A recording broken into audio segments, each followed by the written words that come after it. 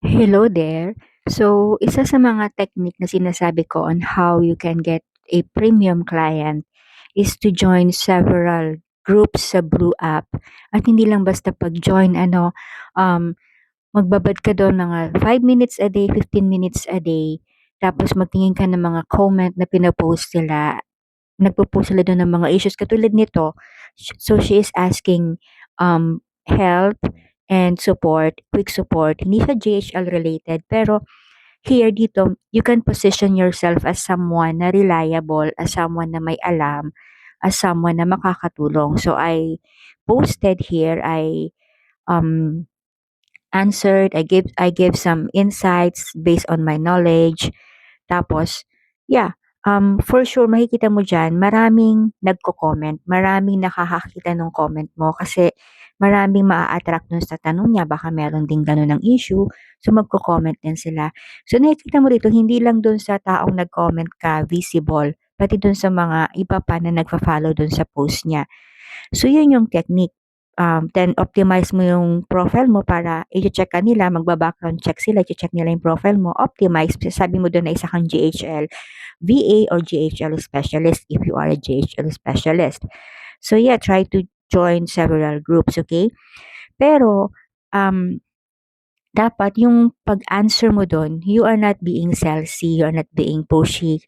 Kung mapapansin mo yung comment ko, hindi ko naman sinasabi na i-hire ako, okay? Just like this one, nagbigay lang ako ng suggestion. Hindi ako nagsabi na I'm a VA, ganyan.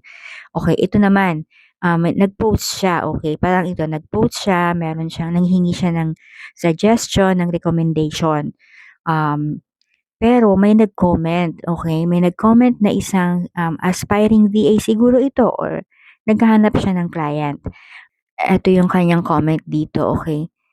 So, nag-comment ako diyan, I give suggestion, pero kung mababasa mo yung comment nung isa, napakalayo nga, pinupush niya yung sarili niya as someone na as a VA gano'n na can help her in this, in that, particular thing, pero hindi yun yung hinahanap niya. Kung mapapansin mo nag-comment siya dito, anong kinalaman nung sagot mo sa tanong ko, okay.